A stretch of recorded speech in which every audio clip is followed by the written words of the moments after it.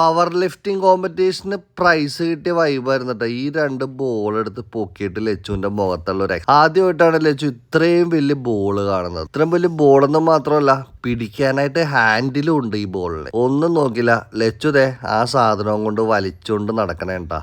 പതിവ് പോലെ നമ്മൾ കളിക്കാൻ വേണ്ടിയിട്ട് ഡെക്കാത്തലോണിൽ വന്നതാണ് കേട്ടോ. ഇവിടെ ആണ്ടോ ലച്ചു ഇങ്ങനെ ഓരോ പുതിയ പുതിയ ഐറ്റംസ് പരിചയപ്പെടുന്ന ഒരു സ്ഥലമാണ് കേട്ടോ.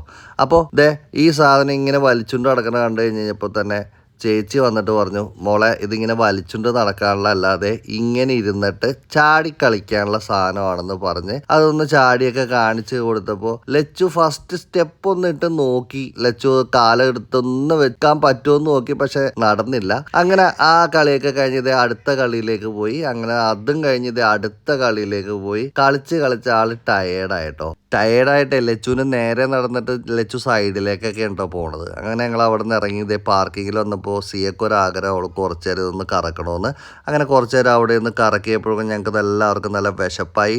നേരെ അടുത്തുള്ള നമ്മുടെ സൂഫി മന്തി എന്ന് പറയുന്ന കടയിലേക്ക് കയറി ഷവായി മന്തിയാണ് കേട്ടോ ഓർഡർ ചെയ്തത്. നല്ല അടിപൊളി സർവീസും അടിപൊളി ആംബിയൻസും അടിപൊളി ഫുഡുമാണ്. അങ്ങനെ ഞങ്ങളിത് ഫുഡൊക്കെ കഴിച്ചു. അപ്പോൾ നമ്മുടെ പുതിയൊരു വീഡിയോ ആയിട്ട് വീണ്ടും കാണുന്നവരെല്ലാവർക്കും ബൈ.